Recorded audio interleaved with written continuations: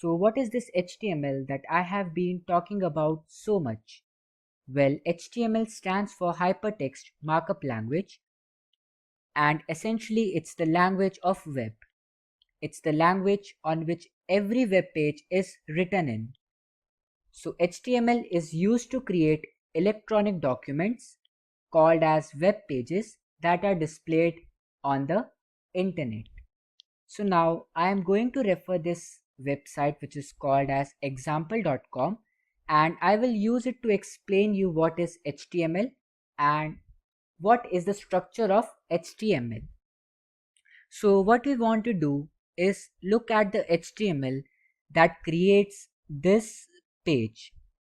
So we can do that by right clicking and clicking on this view page source option. So this is all the HTML code that is written to create this web page. So let's have a little look and let's see what's going on here. First thing that you will all notice that quite a few things have angle brackets around them. These are called as tags.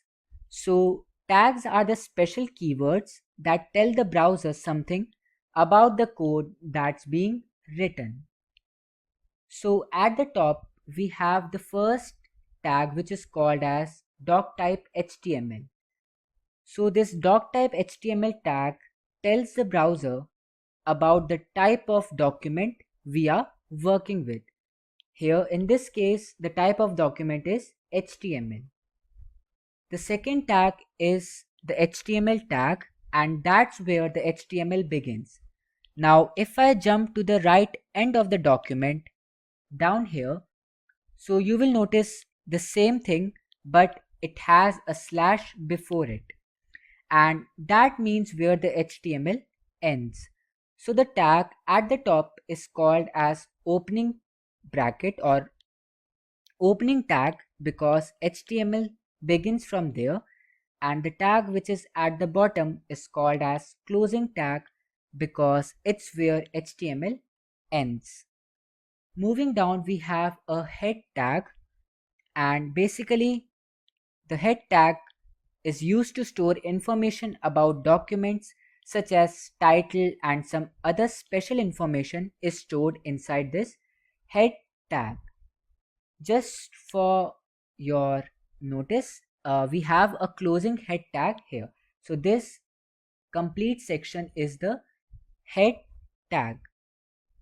So we are going to ignore this complete head tag section because it is quite complicated. So we will jump to this body tag.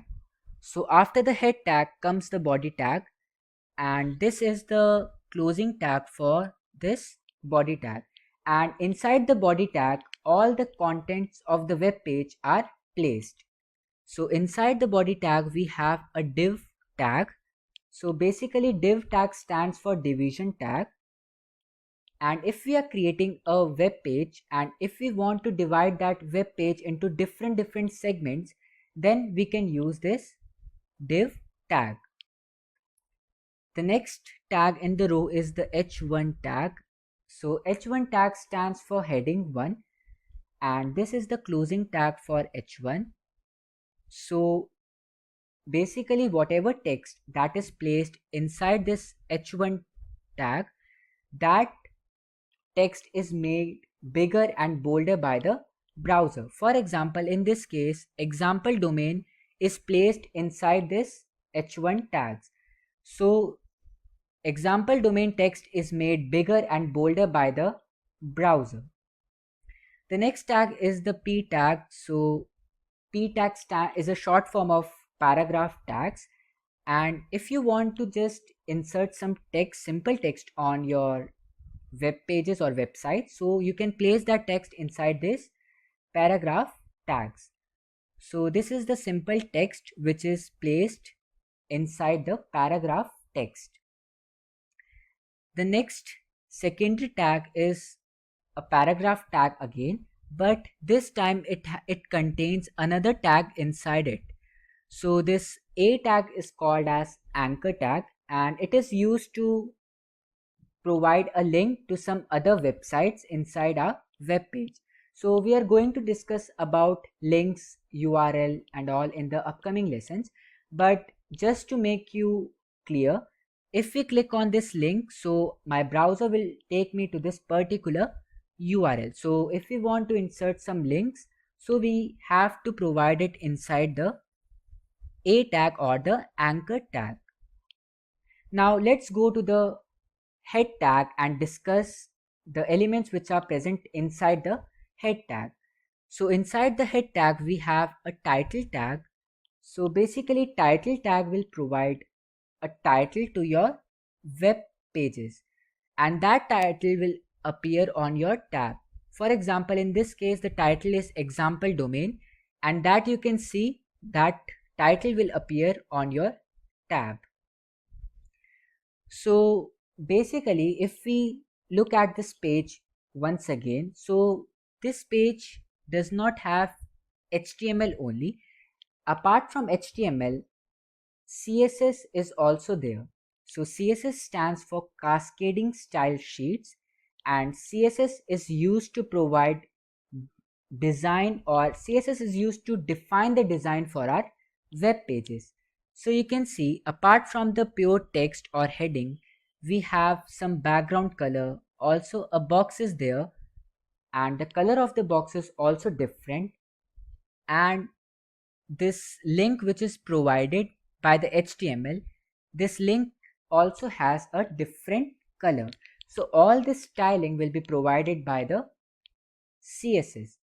So inside the head tag we have this style tag, and with the help of style tags we are defining the design for our websites.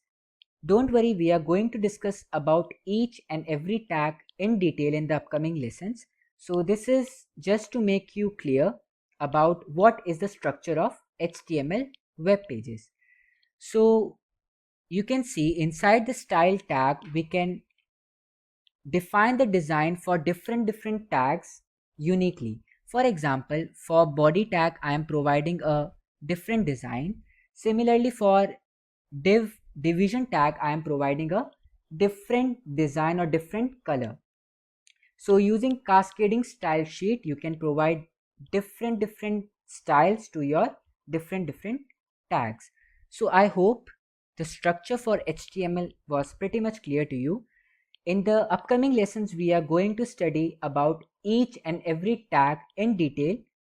So we'll see you in the next one.